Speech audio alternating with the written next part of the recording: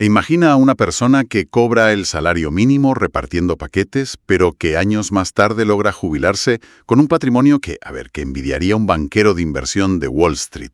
Qué locura, ¿verdad? Totalmente. Porque la narrativa popular dicta que la bolsa es un club privado y exclusivo para quienes ya tienen grandes fortunas. O, bueno, en el peor de los casos, un casino salvaje diseñado para desplumar a los incautos. Claro, esa es la imagen que nos venden. Exacto. Pero hoy iniciamos un nuevo análisis a fondo de los documentos, qué es la bolsa y cómo invertir en ella. Y la misión de hoy es extraer una hoja de ruta técnica paso a paso para un inversor novel. Para quien comienza desde cero absoluto. Y es un punto de partida perfecto. Lo es. Porque lo primero que hacen estas fuentes es utilizar historias como la de ese mensajero llamado Angelo para destruir el mito fundamental. O sea, la bolsa no es un lugar que existe para quienes ya son ricos. Es una herramienta matemática estructurada precisamente para construir riqueza. Fíjate que el caso de Angelo ilustra una ruptura conceptual que es fundamental. La gran barrera para acceder a los mercados financieros nunca ha sido tecnológica, sino psicológica. Ya. El texto redefine el ecosistema bursátil, eliminando de un plumazo todo el ruido mediático.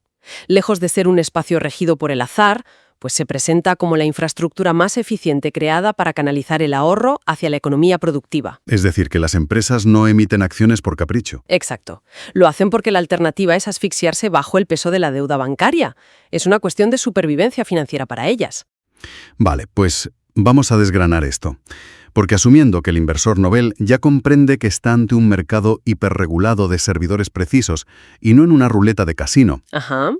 el instinto básico es abrir una cuenta y empezar a comprar participaciones de la empresa tecnológica de moda. Claro, el impulso del principiante. Eso es. Sin embargo, las fuentes advierten explícitamente que hacer esto es un acto de, y cito textualmente, kamikaze o suicida financiero. Palabras mayores. Desde luego, ¿por qué se utiliza una terminología tan extrema para describir a alguien que simplemente quiere, empezar a invertir sus ahorros? Pues a ver, la terminología es extrema porque el riesgo de ruina es absoluto si no se comprende el cambio de paradigma vital que requiere el mercado. O sea, un cambio de mentalidad. Totalmente.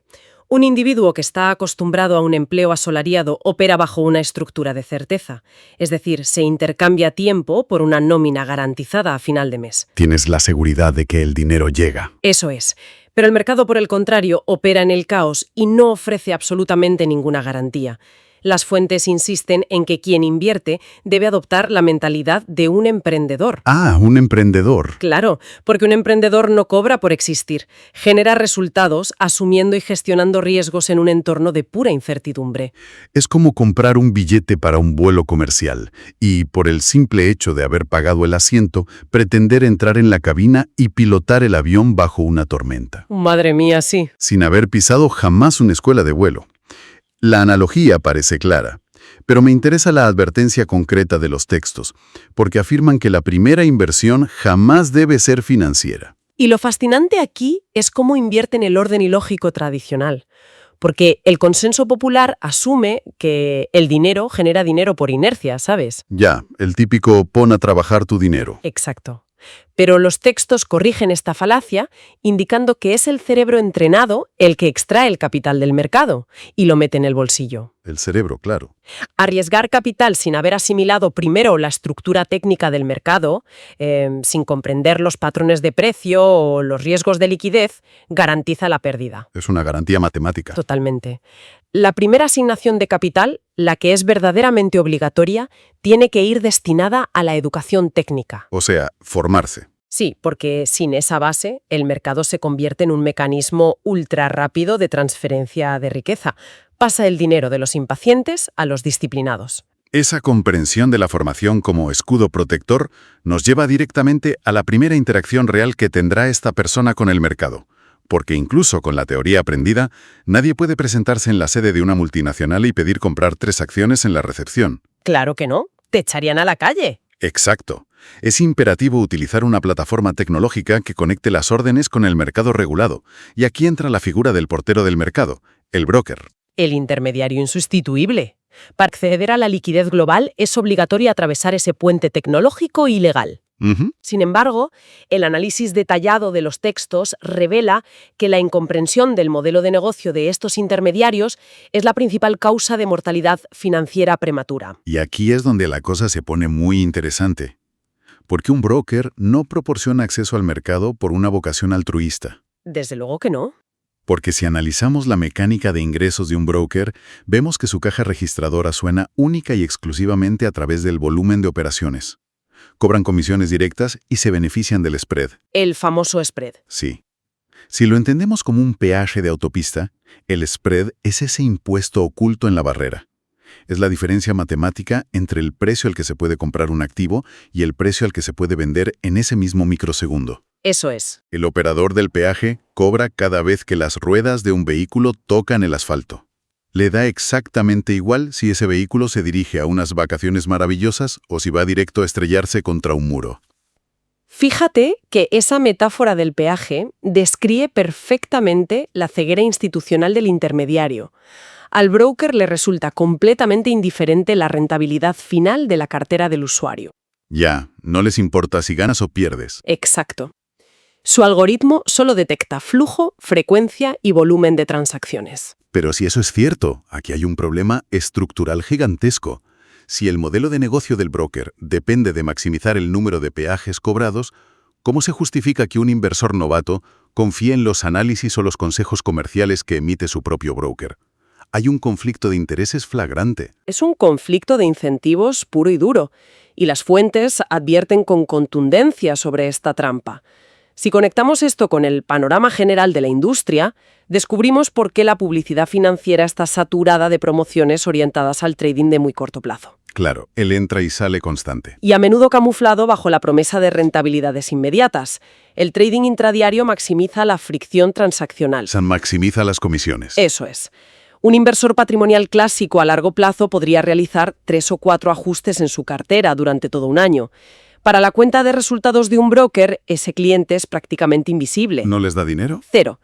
En cambio, un operador que entra y sale del mercado 20 veces al día genera una cascada incesante de microingresos para el broker. Hablemos entonces de los mecanismos que impulsan ese volumen, porque las fuentes hacen hincapié en herramientas muy específicas que se ofrecen al principiante, como el apalancamiento y los derivados financieros. Herramientas muy peligrosas si no se dominan. Claro. Si la formación técnica es crucial, hay que entender cómo operan estos instrumentos en contra del usuario no experimentado. A ver, el apalancamiento es el mecanismo perfecto para ilustrar este peligro. Básicamente, permite operar con un capital prestado que excede el balance real de la cuenta. Un préstamo del broker. Sí, si alguien dispone de 1.000 euros, el apalancamiento puede permitirle mover posiciones por valor de 10.000. La promesa de marketing es que las ganancias se van a multiplicar por 10. Suena demasiado bien para ser verdad. Y lo es, porque lo que se omite en la narrativa comercial es la fricción de la volatilidad. Al estar apalancado, un movimiento adverso del mercado de apenas un 10% no reduce la posición un 10%. Entonces, ¿qué hace? Liquida matemáticamente la totalidad del capital original mediante lo que se conoce como una llamada al margen. Madre mía. El intermediario cierra la posición automáticamente para proteger su préstamo y el capital del novato desaparece, evaporado. Por tanto, la regla de oro extraída de los textos es la independencia intelectual absoluta. Totalmente. Formarse para no tener que delegar el criterio en herramientas comerciales diseñadas, para fomentar la hiperactividad. Exacto. Y asumiendo que este escollo sea superado, que quien invierte ha logrado aislarse de ese ruido, pues se enfrenta al diseño de la cartera. Y aquí las fuentes lanzan un concepto que choca frontalmente con todo el dogma financiero moderno. Recomiendan aplicar cero diversificación al principio. Es, sin lugar a duda, la afirmación más contraintuitiva de todo el documento. Ya te digo. Porque el dogma casi universal de las finanzas personales establece que la diversificación es la única comida gratis del mercado.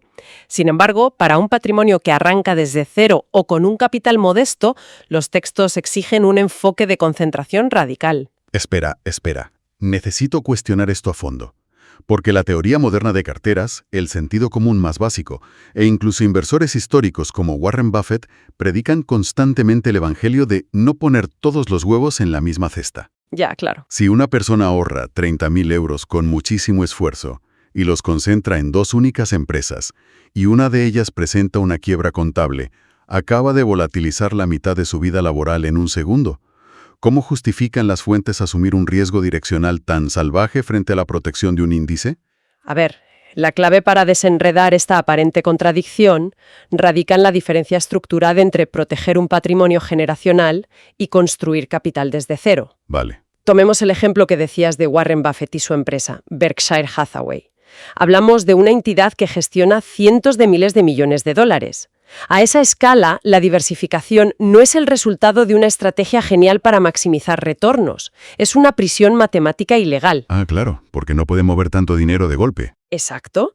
No pueden inyectar 50.000 millones en una sola compañía sin desvirtuar su cotización o absorberla por completo o activar bloqueos por leyes antimonopolio. Diversifican por pura falta de liquidez direccional. Claro, el tamaño colosal de su capital les obliga a pulverizar el dinero entre decenas de empresas. El mercado no es lo suficientemente profundo. Eso es. Pero si aplicamos esa estructura a una cuenta de 30.000 euros, el efecto se invierte. ¿Cómo? Pues dividir ese capital modesto entre 30 posiciones diferentes significa asignar 1.000 euros a cada activo. Matemáticamente, si una de esas acciones tiene un año excepcional y dobla su valor, ganas 1.000 euros. El impacto en el patrimonio total es irrisorio. Ya, no te cambia la vida. Para nada.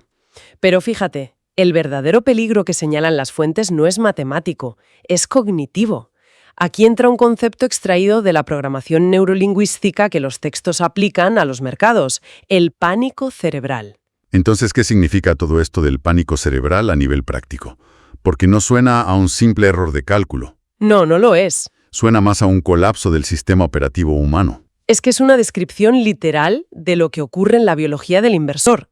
Cuando alguien intenta seguir 30 posiciones distintas, necesita asimilar los reportes de resultados de 30 empresas, monitorizar cambios regulatorios, procesar 30 gráficos distintos. Es imposible. El cerebro humano, específicamente la corteza prefrontal, encargada del pensamiento lógico, tiene un ancho de banda limitado. Ante un bombardeo constante de estímulos numéricos, noticias cruzadas y luces rojas y verdes parpadeando, la corteza prefrontal se sobrecarga y se apaga. Se produce un secuestro de la amígdala. Exactamente. La biología toma el mando y el individuo entra en una respuesta de supervivencia primitiva. En este estado de pánico cognitivo, la capacidad analítica desaparece por completo. Ya no piensas con claridad. Dejas de evaluar los riesgos de forma lógica, sufres una parálisis por análisis e, irónicamente, el intento de minimizar el riesgo diversificando se convierte en la causa directa de la ruina. Porque pierdes el control. Termina abandonando la vigilancia de los activos y confiando pasivamente en que la marea general del mercado oculte sus malas decisiones.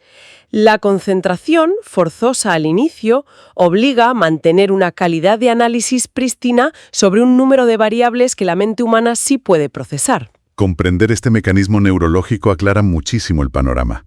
Si la atención humana es finita, diluirla es el verdadero riesgo. Totalmente. Pero esto nos empuja al siguiente nivel de dificultad. Si la concentración es innegociable y todo el patrimonio está expuesto a los movimientos de 2 o 3 activos, la volatilidad va a ser brutal. Sí, va a haber sustos. Cada caída del mercado se sentirá como un golpe físico. ¿Cómo se sobrevive a esa montaña rusa sin tomar decisiones guiadas por el terror? Pues mediante la disciplina que las fuentes denominan psicotrading. Psicotrading. Sí, es la profesionalización de la gestión emocional. El texto utiliza la figura de un hombre orquesta para describir la etapa inicial. Volvemos a la filosofía del emprendimiento solitario, ¿no? Cuando alguien funda un negocio en un garaje, no hay departamentos. El fundador diseña el producto, atiende el teléfono, barre el suelo y negocia con los proveedores. O sea, lo hace todo. Exacto. Trasladado al mercado, significa que quien arriesga su ahorro debe asumir absolutamente todos los roles, desde la identificación técnica de una tendencia hasta la tarea más dolorosa de todas, que es ejecutar un límite de pérdida cuando el mercado demuestra que te has equivocado. Y esto plantea una pregunta importante sobre la delegación de responsabilidades. Si la carga técnica y emocional es tan abrumadora, la reacción lógica sería buscar ayuda profesional. Ir a un gestor de fondos. Claro. ¿Por qué las fuentes desaconsejan rotundamente entregar el control a fondos de inversión o a gestores en esta etapa formativa? Pues porque la delegación prematura atrofia el desarrollo de esa resiliencia emocional. Si se contrata a un gestor desde el primer día, es el equivalente a pagar el gimnasio más caro de la ciudad, contratar a un preparador físico de élite y luego quedarse sentado mirando cómo él levanta las pesas. ¡Qué buena analogía! El profesional desarrollará unos músculos fantásticos, pero la persona que paga la cuota no generará un solo gramo de músculo real. No se expone a la fricción necesaria para la adaptación. Hay un elemento aún más perverso en la delegación temprana que se analiza en los textos, y es la asimetría del dolor. O sea, la falta de exposición real al riesgo por parte del gestor externo. Ah, claro. Un administrador de fondos cobra una comisión de gestión fija con independencia del resultado. Si debido a una corrección brusca la cartera pierde un 20% de su valor, la biología de ese gestor no experimenta pánico. Están inmunizados contra el impacto real. Están estructuralmente protegidos. El gestor redactará un informe trimestral impecable usando jerga macroeconómica compleja para justificar las pérdidas por factores externos, pero a las 5 de la tarde apagará su ordenador y dormirá plácidamente. Y mientras tanto el capital se ha evaporado. Claro. Quien sufre la punzada de angustia en el estómago, quien asume el coste real, es el dueño original de los fondos. Es una desconexión brutal entre quien toma la decisión y quien sufre las consecuencias. Por eso la premisa de las fuentes es innegociable. Si el capital se va a poner en riesgo, el error debe ser de manufactura propia. Exacto. Hay que equivocarse uno mismo. Cometer un fallo de análisis y ejecutar un límite de pérdida genera un archivo de memoria imborrable en el cerebro que afina el criterio para la siguiente operación. Asumir esa responsabilidad es el verdadero motor del crecimiento. Y es vital aclarar que los textos no proponen la eliminación total de la industria de gestión de activos, sino una reubicación estratégica. Vale, o sea que sí tienen su utilidad. Los fondos de inversión y los planes de pensiones tienen una utilidad real, pero deben funcionar estrictamente como un salvavidas o colchón de seguridad. ¿Para cuándo? Solo deben emplearse cuando, a través de la autogestión, ya se ha levantado un nivel de riqueza sustancial. En ese punto de madurez, derivar un porcentaje hacia vehículos pasivos tiene sentido para proteger el patrimonio. Por si acaso. Claro, por cualquier circunstancia vital se pierde la capacidad de mantener la propia vigilancia operativa. Qué recorrido tan revelador sobre los engranajes reales del mercado. A ver, esta hoja de ruta rompe con años de dogmas repetidos sin contexto. Primero, desmitificar el origen del beneficio. El mercado no es magia. El cerebro educado es el activo que extrae el dinero. Fundamental. Segundo, auditar a los porteros del mercado. Comprender que el spread y el apalancamiento son impuestos ocultos diseñados para desangrar carteras a través del sobreoperativismo. Tercero, rechazar la diversificación temprana. Cero diversificación. Porque no protege, sino que detona un colapso neurológico por exceso de variables. Y cuarto, gobernar las propias decisiones. Soportar el dolor del error propio para forjar la disciplina emocional y reservar los fondos externos solo como un seguro para el patrimonio ya consolidado. Pues mira, toda esta reconstrucción del proceso de inversión conduce a una conclusión que trasciende la simple elección de activos. Se dedica una cantidad de energía desproporcionada a intentar descifrar el futuro del mercado, ¿no? Sí, intentando adivinar.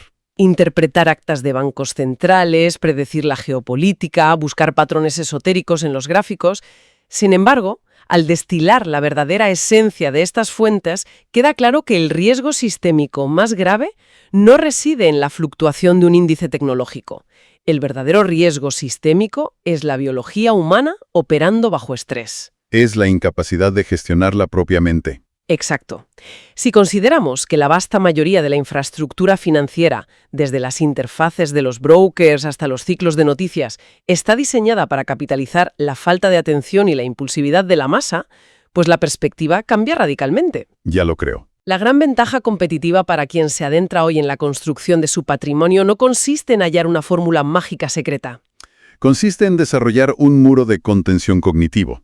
Entender que para sobrevivir y prosperar en un ecosistema que históricamente se ha percibido como un casino, la herramienta de protección no es un software institucional ni un consejo milagroso. Totalmente. La única armadura real es el cultivo metódico de la claridad mental, el estudio técnico implacable y la asunción total de la responsabilidad sobre cada céntimo. Eso es. Esta es la diferencia empírica entre donar capital al sistema y obligar al sistema a trabajar para generar riqueza a largo plazo. Nos detenemos aquí por hoy, continuaremos explorando estos mecanismos estructurales en el próximo análisis a fondo.